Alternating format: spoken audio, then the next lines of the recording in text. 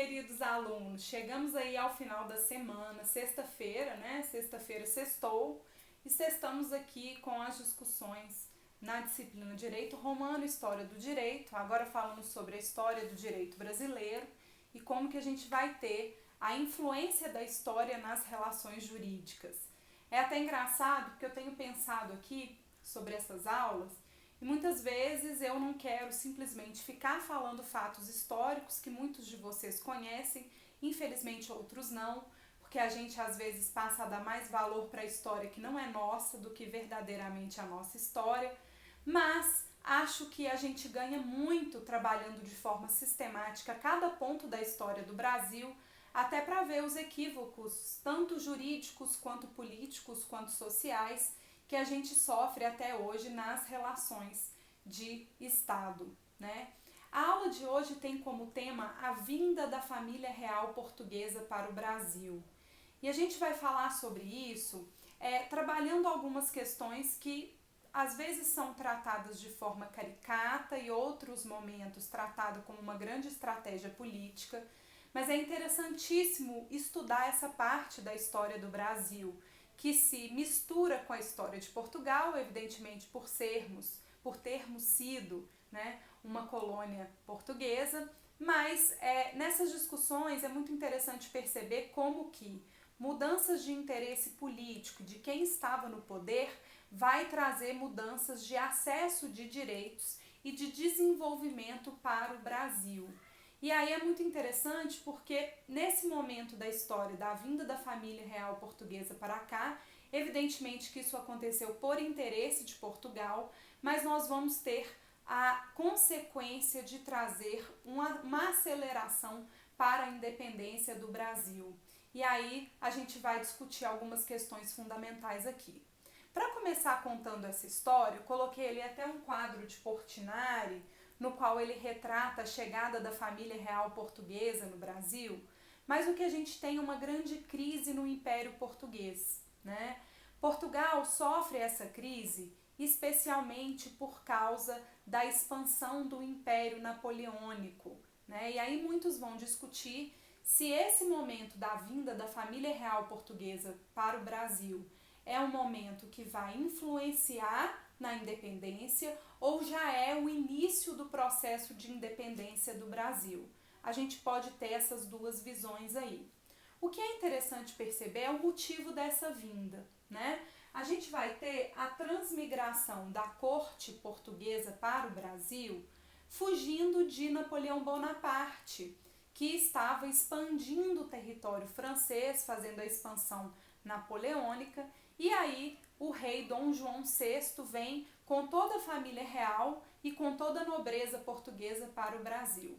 Quem veio? Né? Eu coloquei ele para vocês: o rei, a rainha, os filhos, toda a nobreza, juízes, padres, funcionários públicos, todos aqueles que pareciam ser interessantes para a vida da família real.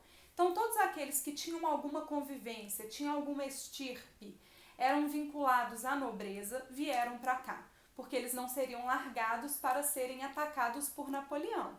E o povo português ficou deixado de lado, ficou lá em Portugal esperando a chegada de Napoleão, que já havia anunciado que iria invadir o Estado português. O que é interessante é que a gente vai ter, nessa circunstância, um deslocamento para o Brasil não só de pessoas, mas de toda uma estrutura para a manutenção da vida dessa nobreza. Então a gente tem arquivos de documentos que são trazidos para cá, que precisam ser preservados. A gente vai ter o bancos vão ser abertos como o Banco do Brasil, bibliotecas, arte, vai ser inclusive produzida muita arte nesse momento a partir do Brasil, justamente para se ter as estruturas portuguesas colocadas aqui para se viabilizar a vivência da família real portuguesa no Brasil sem grandes sofrimentos. E aí o Brasil foi aos poucos se vestindo de metrópole. A gente vai ter uma mudança fundamental, que inclusive vai causar algumas revoltas, da mudança da capital para o Rio de Janeiro, né, com essa interiorização da metrópole aí, e com o crescimento. A cidade do Rio de Janeiro deixa de ser uma cidade colonial e passa a ser uma cidade imperial, para poder atender os interesses da família real. Existiam, evidentemente, que a gente, quando discute a independência do Brasil, existe muito equívoco em se falar que essa independência aconteceu só porque a família real portuguesa veio para cá. Já que tínhamos, e já estudamos na última aula, inúmeras rebeliões, revoltas contra o pacto colonial que questionavam o poderio português e buscavam essa independência. Cada uma com os seus motivos, com as suas perspectivas de classes específicas, mas a gente já tinha esse movimento constante no Brasil. Então é um misto. Por que o Brasil se tornou independente? Por que isso foi acelerado? Olha, a vinda da família real acelerou o processo de independência do Brasil. Mas outras questões que influenciaram fortemente foram essas rebeliões de questionamento do pacto colonial. E aí é interessante porque a gente precisa entender o motivo da vinda da família real. Muitos de vocês já sabem, mas para a gente entender, inclusive juridicamente, como que esse cenário passa a transformar o Brasil em uma nova sede administrativa do governo português, com possibilidades de quebra parcial desse pacto colonial, é muito interessante, porque aí a gente vai entender qual que é a influência que se tem nas relações de independência do Brasil.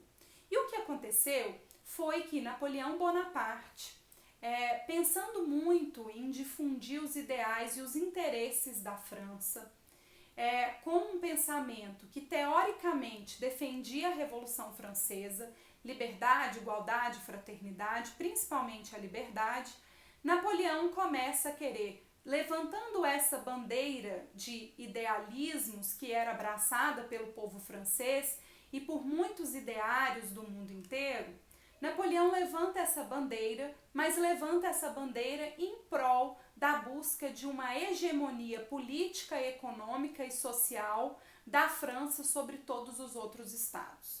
Em especial, evidentemente, os estados europeus, que eram aqueles que eram estados soberanos na época. E aí o que acontece é que Portugal tinha como grande embate, como grande rival a Inglaterra. Por causa disso, porque a Inglaterra já tinha passado por uma revolução industrial prévia e tinha muito sucesso econômico, não dependendo da França para suas relações políticas, econômicas e sociais, Napoleão Bonaparte estabelece o que fica conhecido na história como um bloqueio continental.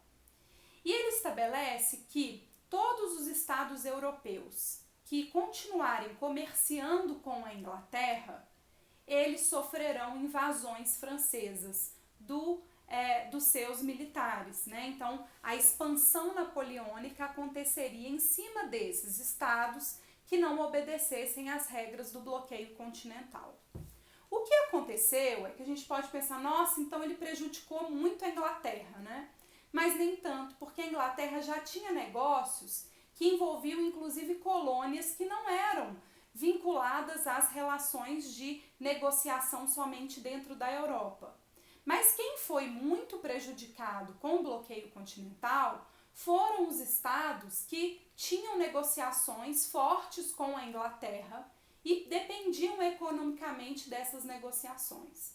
E aí vocês já podem imaginar quem é, né? Inclusive pelo que a gente discutiu na última aula, a gente lembra que Portugal tinha muitas negociações econômicas com a Inglaterra, inclusive devia dinheiro para a Inglaterra e era o seu principal aliado comercial.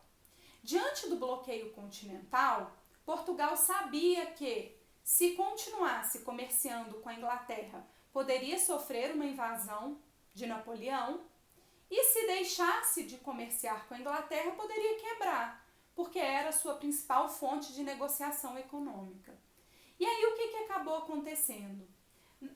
A gente passou a perceber que o prejuízo que a Inglaterra sofreria não foi tão grande assim, mas o grande prejuízo foi para os estados como Portugal, que sofreram esse bloqueio continental.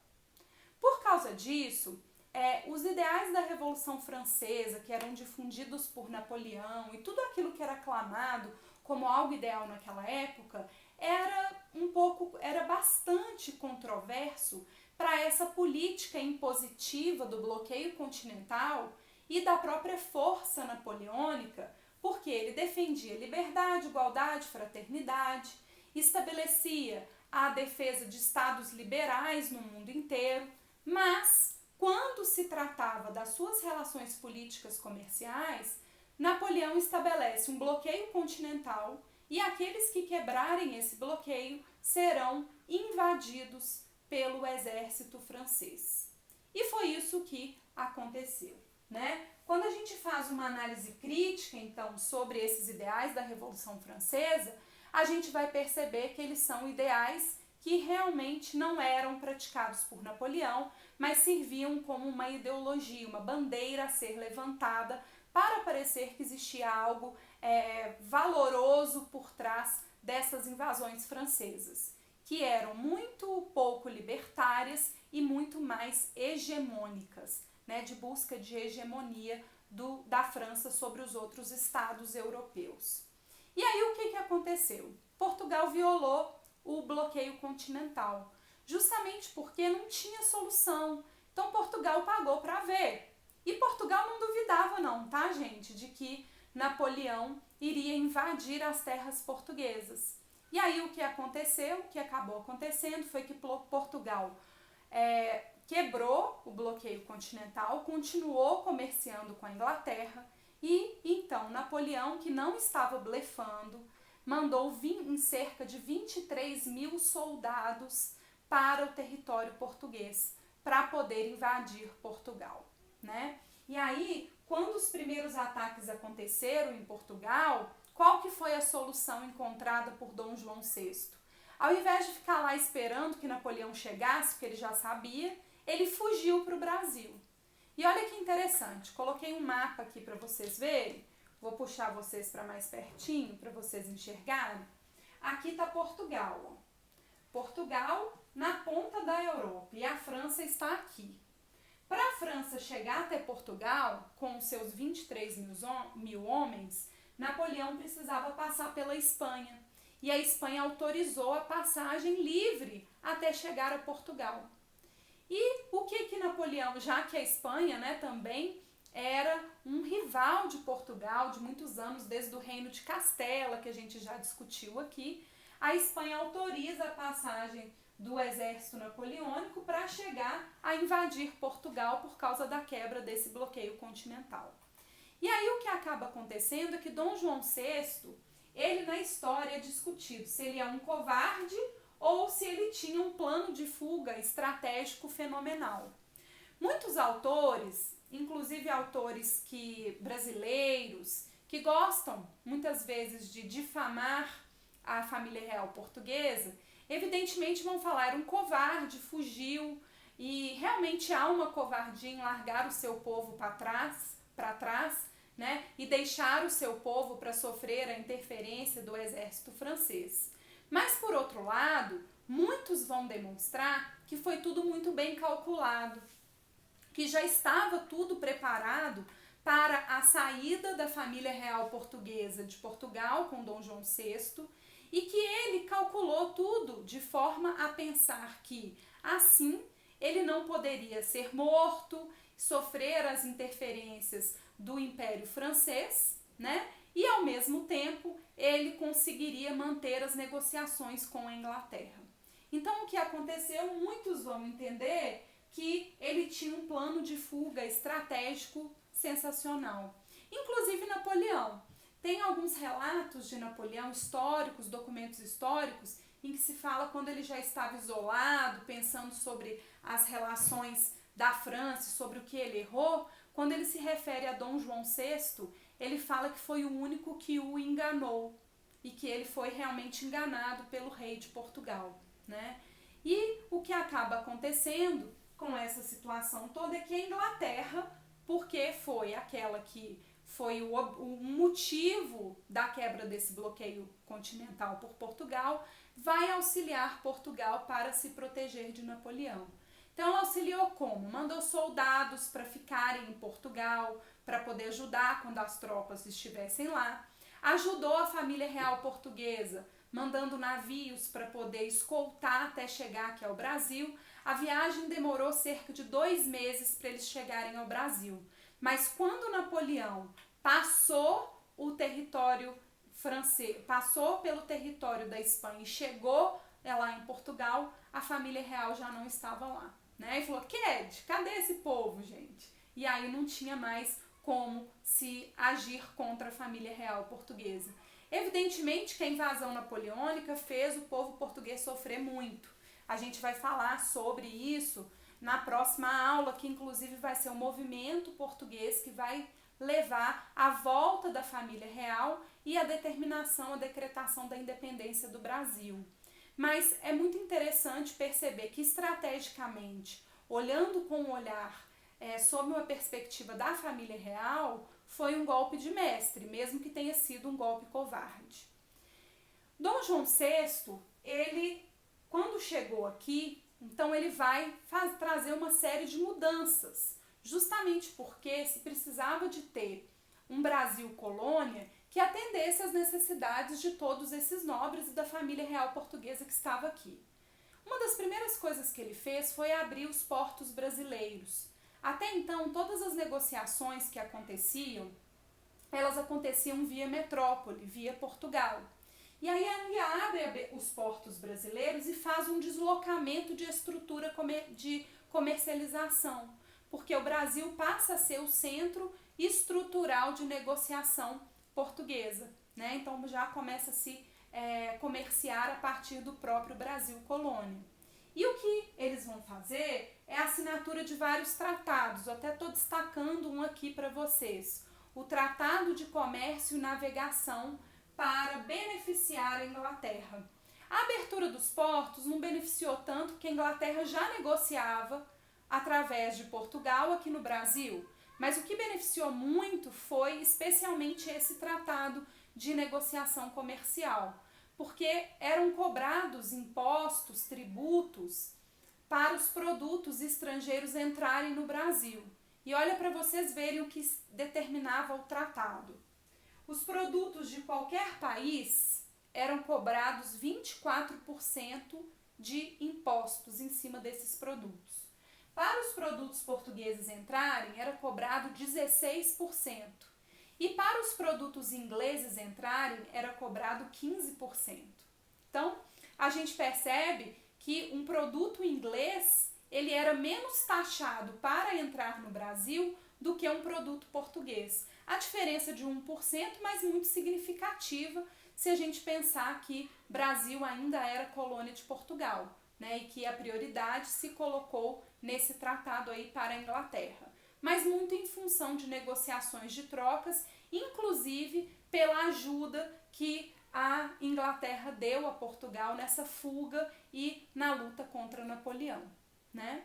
E aí o que a gente vai perceber é que os portugueses, para poder manter a sua existência aqui, eles instalaram no Rio de Janeiro uma série de estruturas. Foi nesse momento que foi criado o Banco do Brasil, sim, que existe até hoje, a Casa da Moeda, o Jardim Botânico, o Teatro Real, Biblioteca Real, Imprensa Real, foram criados tribunais, porque aí precisava se estabelecer uma estrutura que fosse condizente com a presença da família real e dos nobres no Brasil, né? E o que a gente acaba percebendo é que há uma alteração significativa da cidade do Rio de Janeiro, justamente porque a cidade que era colonial, que não tinha tanto investimento, passa a ser uma cidade imperial. Até hoje, quando a gente visita o Rio, a gente vê uma série de riquezas que vem dessa época, em função da necessidade de construção de uma estrutura que atendesse à família real. Na próxima aula, a gente vai falar sobre essa família real aqui no Brasil, vai falar sobre a Revolução do Porto e a emancipação da América Portuguesa, né? Muito obrigada pela atenção, pessoal. Espero que vocês estejam curtindo as aulas, estejam entendendo bem, né? Estou aproveitando para estudar de forma mais aprofundada cada pedacinho da nossa história do Brasil e tá sendo muito bacana. Um beijo, tchauzinho!